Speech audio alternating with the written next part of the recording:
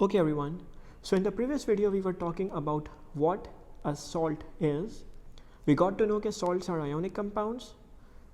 These are formed when a base or an alkali reacts with an acid. So that's a neutralization. When an acid is neutralized by an alkali or vice versa, we get a salt. Salts are normally metals with chlorides, nitrates or sulfates. So there can be a metal chloride, metal nitrate, metal sulfate. There can be other salt as well, but right now we're going to stick our discussion to these kind of salts where there's a metal with a chloride ion or a nitrate ion or a sulfate ion. They might be soluble, they might be insoluble, but these are going to be the general formulas, the general pattern for them. ठीक है जी? Coming to the new part, we're going to talk about the common salt preparation methods. So we're going to talk about salt preparation methods. Which salts are made by which method is going to be what we discussed today. Coming back, so when we talk about salts, there are two main categories. They are the soluble ones, they are the insoluble ones. It is very abrupt, it's very random, and sometimes we have to memorize the insoluble ones or the soluble ones, but you cannot find a common pattern. There is a pattern, but right now we're not going to focus on that. So what we're going to focus on is the naming generally and just memorizing which are the soluble and insoluble ones. So we have the insoluble ones I'm going to be writing. Following are the insoluble salts, which are the most common insoluble salts within the chlorides, within the sulfates, and within the nitrates. So if you have silver chloride, it's insoluble. Silver chloride is never soluble. It makes a precipitate. It's always written with an S, which means it's always solid. It never dissolves. Next thing, generally we have lead chloride. Lead chloride is very uncommon, but it's also insoluble. The other salts within the sulfate category are barium sulfate, we have calcium sulfate, which is CaSO4, and we have lead sulfate, which is again insoluble. So these are the three insoluble sulfates. Barium is obviously a metal, so barium sulfate, calcium sulfate, lead sulfate, these are insoluble. Within nitrates, none, which means all the nitrates are soluble. So I should write it as well. All nitrates soluble. They're always going to dissolve in water. I don't know why I wrote soluble like this. Yeah, all nitrates are always soluble. So silver chloride, lead chloride, barium sulfate, calcium sulfate, lead sulfate, these are the 5 insoluble ones. There are 2 more which we generally don't talk about. These are silver bromide, which is obviously a similar pattern to silver chloride, and silver iodide as well, which is again a similar pattern. So if we count the main 5, these are the 5 ones which are insoluble. If we count silver bromide and silver iodide, these are the other ones which are insoluble salts. So you can count the 7 insoluble salts over here as well. When we talk about salt preparation,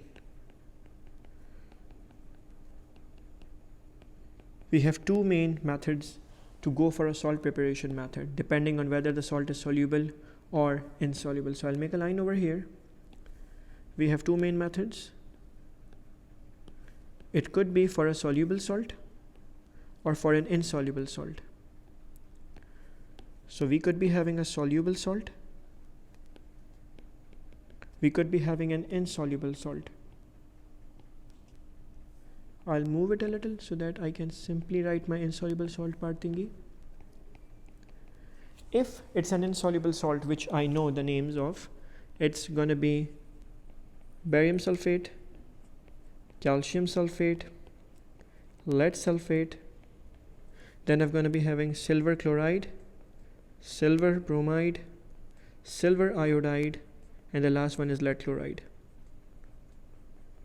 These 7 insoluble salts are going to be made by the process of ionic precipitation. We call it ionic precipitation. We make their precipitates. Precipitation.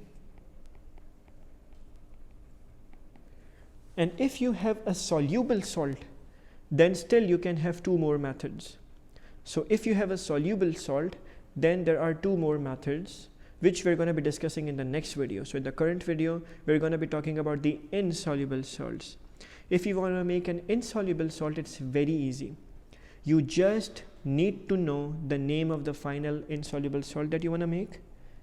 And then you need 2 aqueous solutions which have your required ions. For example, if you want to make a precipitate, or you can say the insoluble salt of barium sulfate, you just need 2 solutions within test tubes, and they have to have barium ions and sulfate ions. So these 2 need to be aqueous solutions. One should be containing anything with barium ions, the other should be containing anything with the sulfate ions. So for example, I'm making test tubes over here. Let's suppose these are my 2 test tubes. This is my first test tube. I'm going to be having another test tube. I'm going to copy it obviously. I need to have something which contains barium ions, so I can be having any aqueous solution with barium ions in it. It could be barium chloride, it could be barium nitrate, anything. So let's suppose I take an aqueous solution of barium ions. For example, it could be barium chloride, because as far as I remember, barium chloride doesn't appear in the insoluble category, so it has to be soluble. It could be barium nitrate. Either could be. I can't take barium sulfate because I want to make barium sulfate. The other thing I'm going to take is anything which has sulfate in it. So anything which is not insoluble, something soluble should be there, but it has to have sulfate in it. So I need aqueous solution of sulfate ions. Now what can I take? I can be taking anything which has sulfate in it. For example, I could be taking even sulfuric acid in the aqueous state. I could be taking sodium sulfate. I could be taking potassium sulfate, because these are most commonly available ones. They have to be the soluble ones and they have to have the ions that you need. You just combine them. When you mix them, what do you get? In one of the test tubes, you're going to get your precipitates. So you're going to get your precipitates. You're going to have obviously your final solution. Let's suppose this is your final solution, which you had after mixing both the aqueous solutions. Let's suppose this is your solution, but you're going to have your precipitates, which are generally white in color. So you're going to have your precipitates over here. These are going to be your precipitates, which you find at the bottom.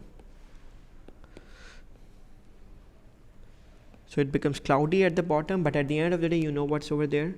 You know that you have found solid barium sulfate precipitates, because barium sulfate is the insoluble one, right? It is one of the insoluble ones. It's always going to be a solid, never aqueous. So barium sulfate precipitates. Sir, what's in the solution? It is the remaining ion.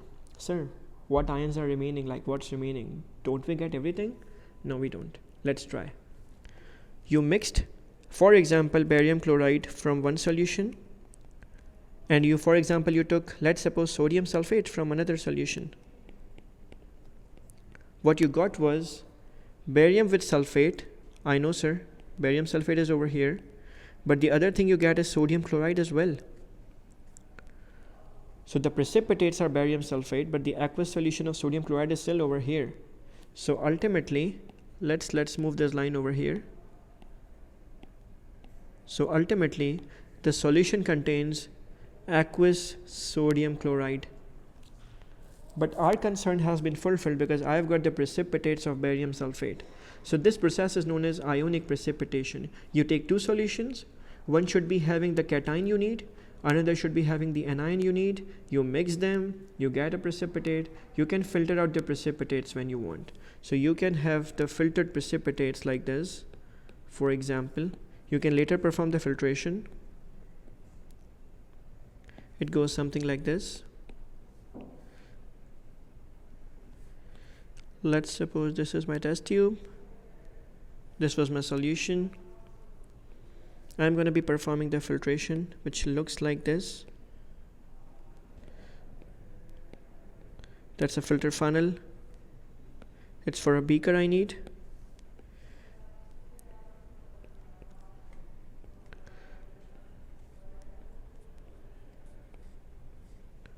Now I have a beaker over here. This was my aqueous solution. If you guys remember, I had my precipitates which involved the barium sulfate. So I'm dropping it right now.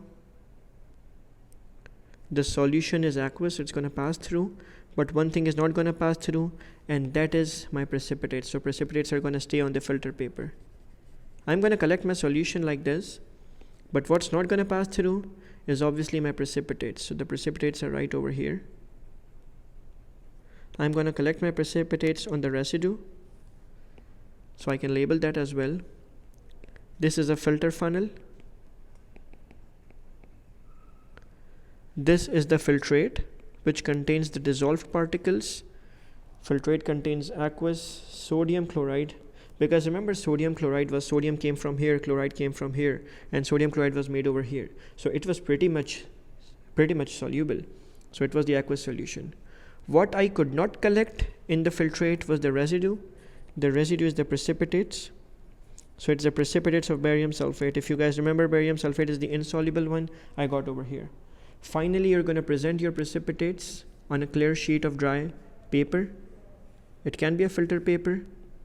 Then you're going to just collect it over here. So let's suppose this is your filter paper. I don't know why I'm so much particular about colors, but let's suppose this is your filter paper, for instance. You have your precipitates over here. So your precipitates are right over here. You present them in the dried state. This is your barium sulfate precipitates.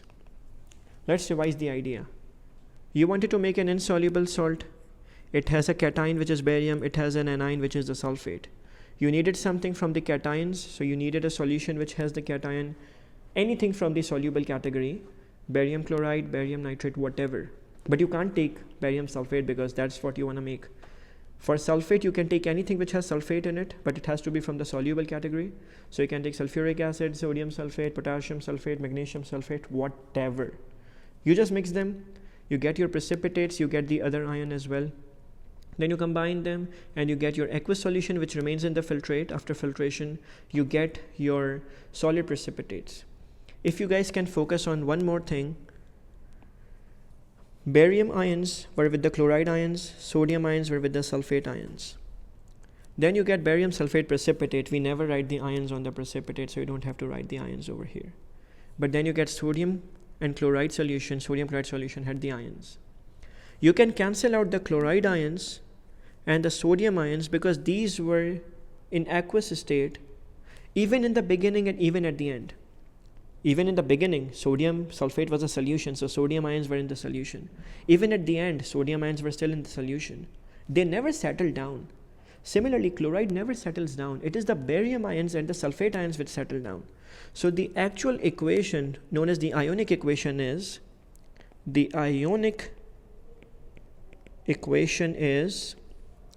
barium ions which were initially in the solution and sulfate ions which were initially in the solution, they make barium sulfate precipitate.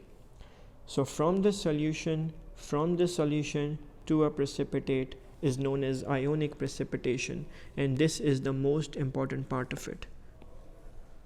So let's keep it over here, and then in the next video we're going to be talking about the other method for the salt preparation, which would be most likely for soluble salts. Thank you guys. Oopsies.